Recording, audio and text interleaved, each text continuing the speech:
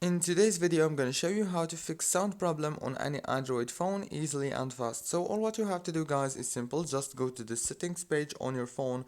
As you can see right here, you will find many options. All what you have to do is simple. Just scroll down and go to the sounds option right here. If you didn't find the sounds, all what you have to do is search for it in the search bar right here, and then click on it, scroll down, and make sure to go to search for this option. It's called default volume button control, and click on it and make sure to choose media volume, and after that click cancel.